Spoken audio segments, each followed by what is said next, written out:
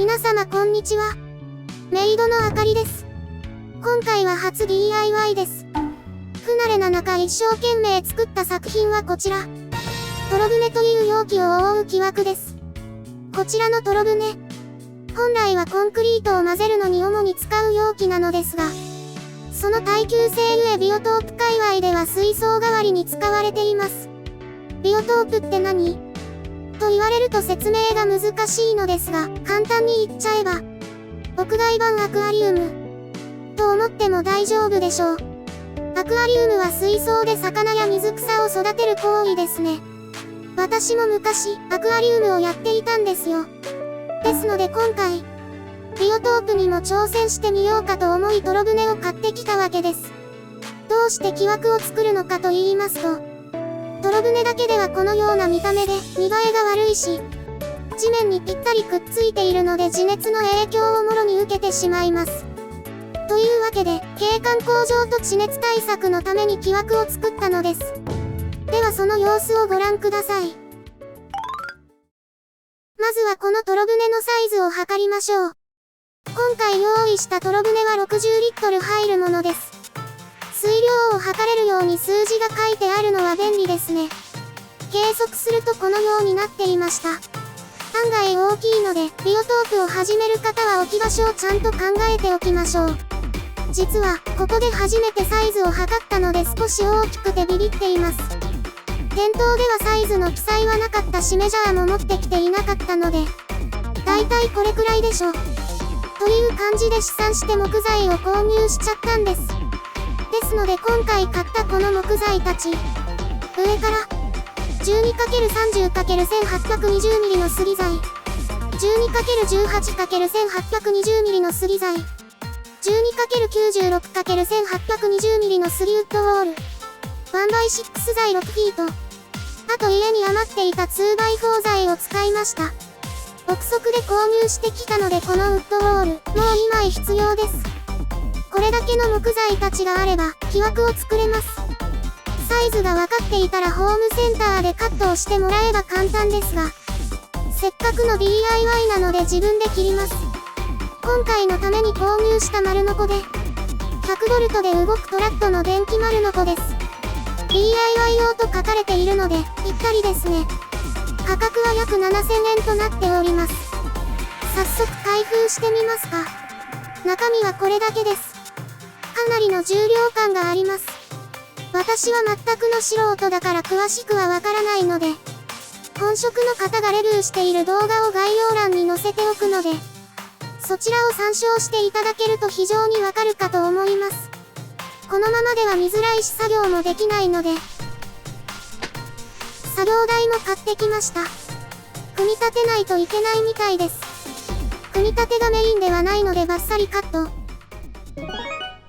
動画一つ分できるくらいに面倒くさかったです。左右のハンドルをくるくる回すと板同士の間隔が変わるので、様々なサイズの木材を置くことができます。折りたたむこともできて、あれ？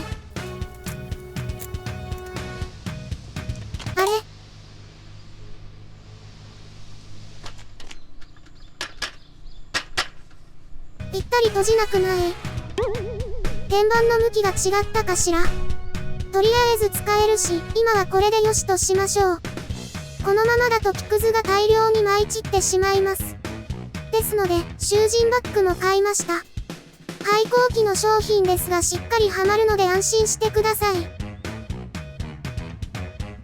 しかしまだこれだとまっすぐに木材を切ることはできませんよね。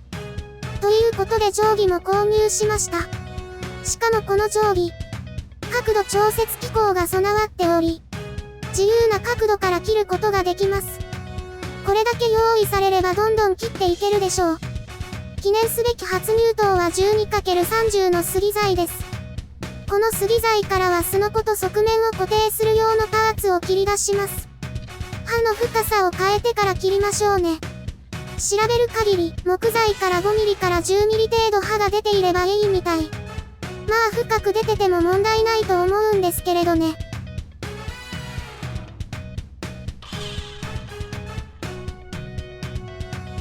いきます。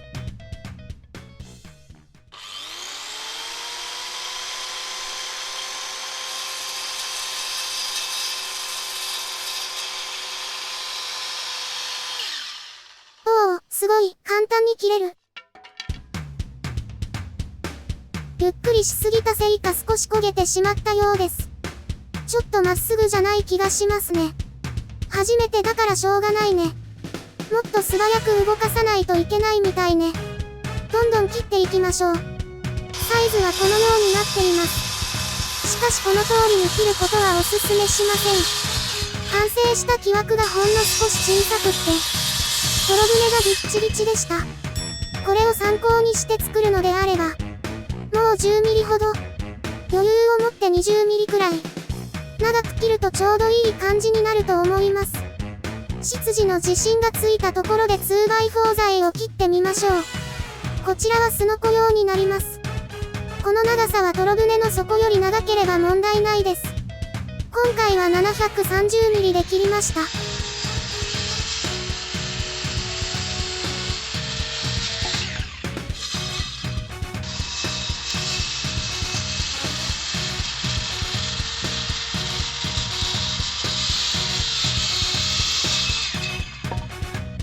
これは、すごく頑丈そう。壊させないぞ、という強い意志を感じます。これは側面用にカットした 12×30 の杉材の端材になります。次は側面です。フットウォールを使います。このような溝が刻まれており、反対側の凸部分を差し込むわけです。向きがあるので気をつけましょう。くっつけてみるとこのようになります。この溝がおしゃれですよね。260ミリあれば足りるかな。よし、大量に切っていきます。結構時間かかってしまっているので巻きでいきます。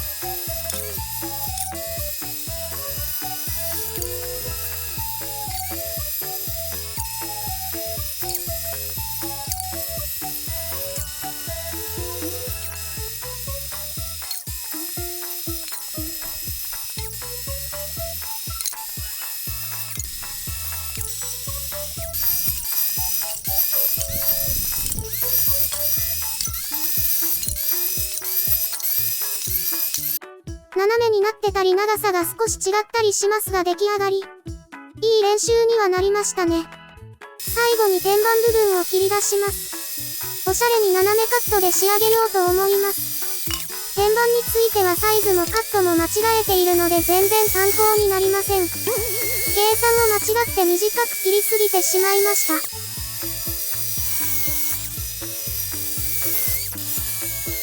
そしてきっちり45度でカットするとこのように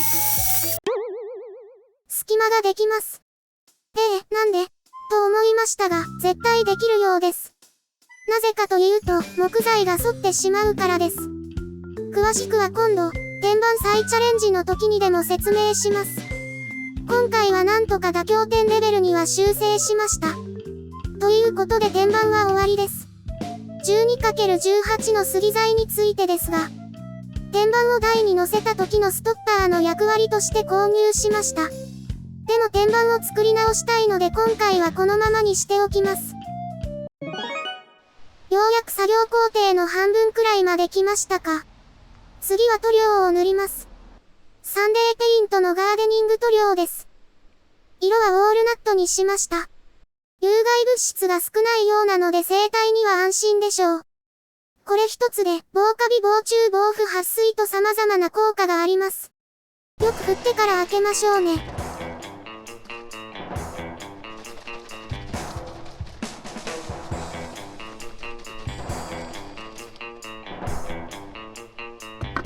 100均で買ってきたハケと、容器を買い忘れてしまったので卵のパックを使います。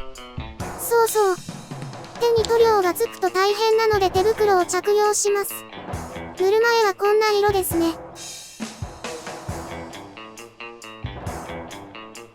とりあえずこれくらい入れておいてと。じ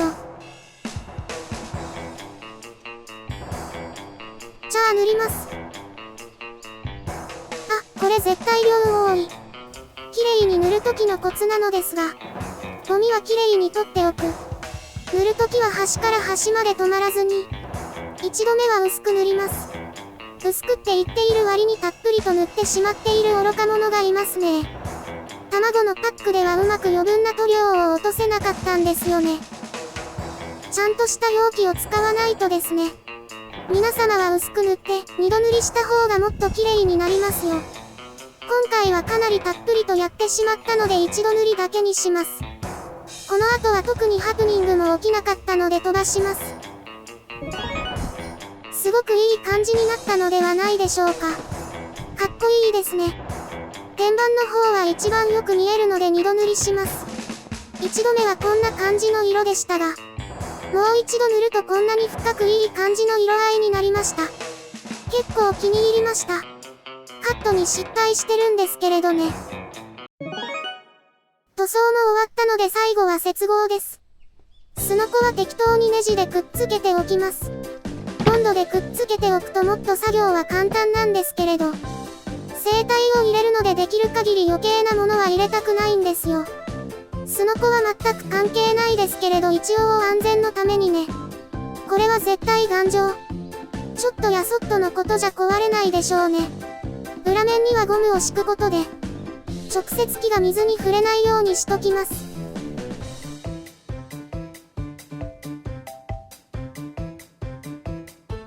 はい、すのこ完成。続いて側面の接合に行きましょう。残念ながら今から流れる動画は全く間違えています。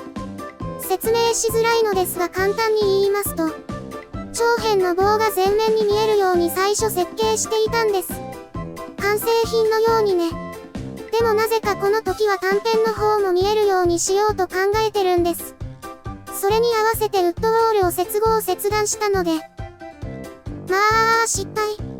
ネジ止めしてかっこいい壁ができたのは素晴らしいです。見た目は完璧ですよね。失敗しますけれど。この切った壁同士をネジで留めてあげれば箱の完成です。最後に天板です。L 字アングルを買ってきたのでこちらを使って固定させます。ぴったりくっつかないのでもはや妥協です。世の中妥協して生きていくことも必要です。完成させることが重要なんだと私は思います。途中で三脚のチルト機構が壊れてしまいあまり映像はありません。安物買いの銭失いってやつでしたね。なんやかんやで一応は完成しました。動画冒頭で見せた木枠になります。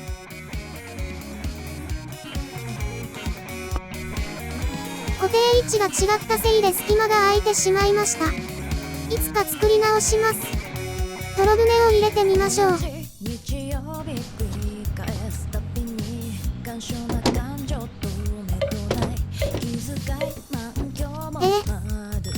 見えますか？木枠が狭くて簡単に入りません。やってしまいましたね。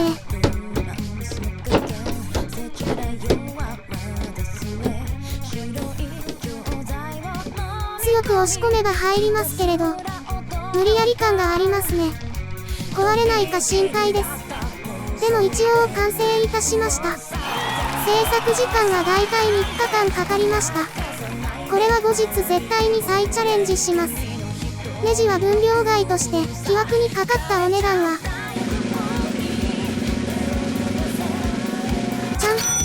木材が高いですね。皆様もぜひ作ってみてください。楽しいですよ。まだまだだな。もっと頑張れと思った方はチャンネル登録と高評価ボタンを押して応援よろしくお願いいたします。丸ノコや定規の使い方などテクニックがありましたらコメントもお願いいたします。次回はビオトープの中身を作っていきます。ご期待。